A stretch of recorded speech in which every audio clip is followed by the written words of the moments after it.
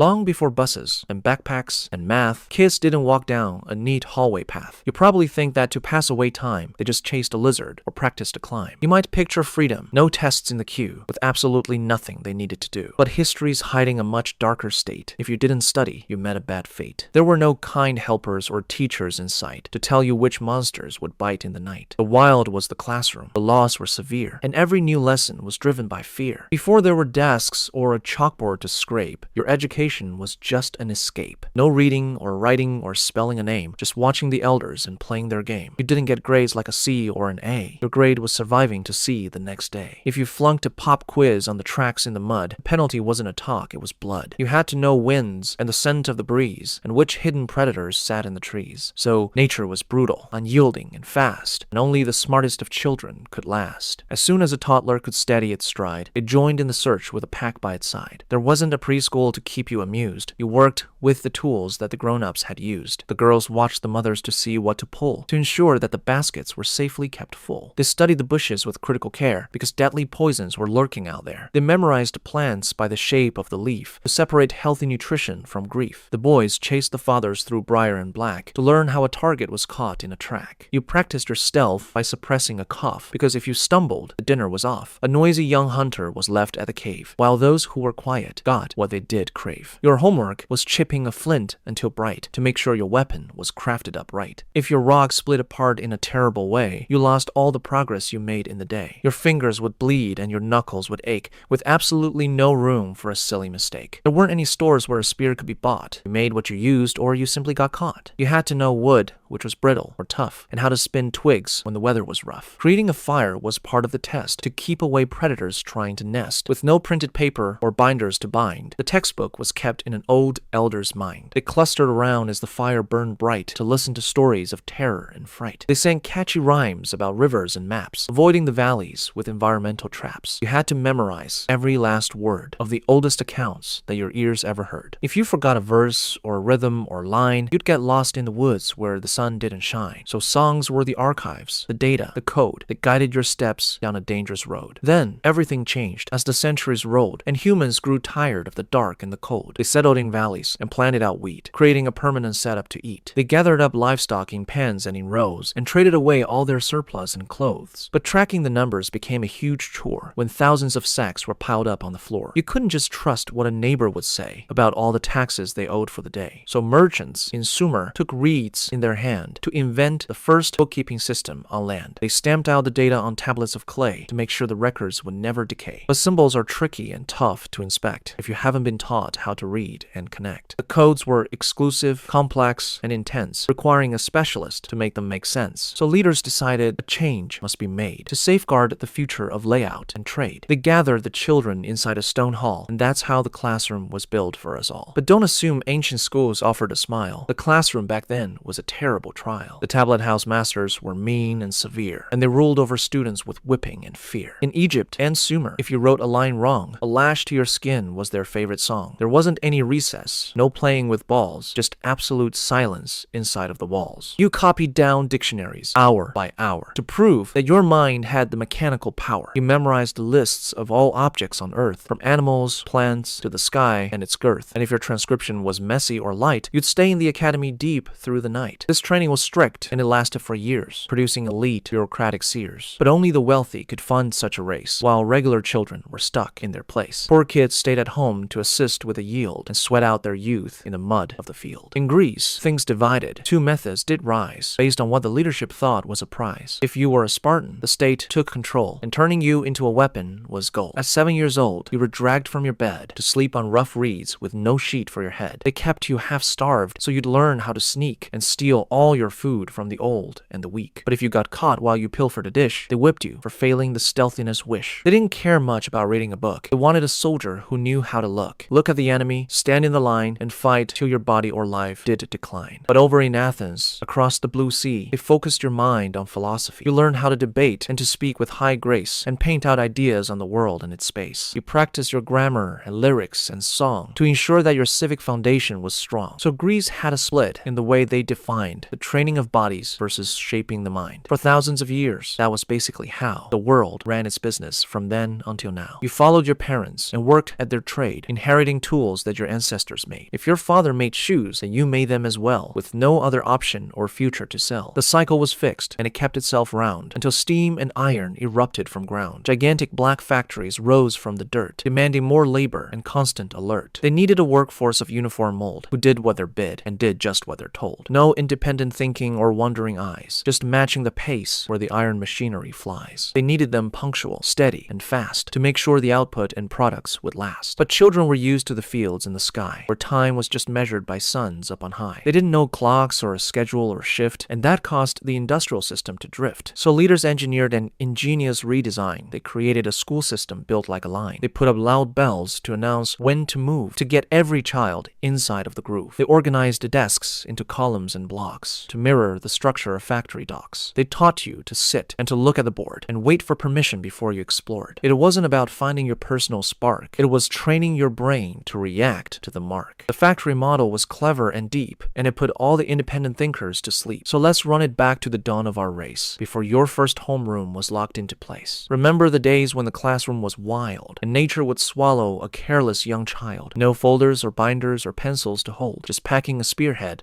to ward off the cold, avoiding the plans that would end your career, and running from shadows that filled you with fear. Your textbook was spoken around a hot flame, where losing the test meant an end to your game. You sang out the mapping to keep it in head, because tracking it wrong meant you ended up dead. Then came the valley fields, farming, and trade, where massive accounts of inventory were made, which led to the cuneiform writing on clay to stop all the wheeling and dealing away. And that brought the masters and raws to the back, to ensure that your spelling stayed tight on the track, copying dictionaries day after day, with no time for recess or sneaking away. Then, Sparta decided that books were a waste, and military camps were more suited to taste. They took you at 7 to beat you up strong, and taught you that mercy was totally wrong, while Athens was building a culture of art, to look at philosophy right from the start, teaching the youth how to speak and to think before the industrial era arrived in a blink. The factories needed a clock-driven hand to process the products across all the land. They wanted submission, obedience, and rows, from morning until the dark factory close. So modern schools copied the assembly track, with buzzers and bells to hold your mind back. So school might be boring and homework a pain, but remember the wilderness, hunger, and rain. It's better than running from monsters all day, or taking a stick to your back for a delay. So would you choose cave life or math class to stay? Comment below.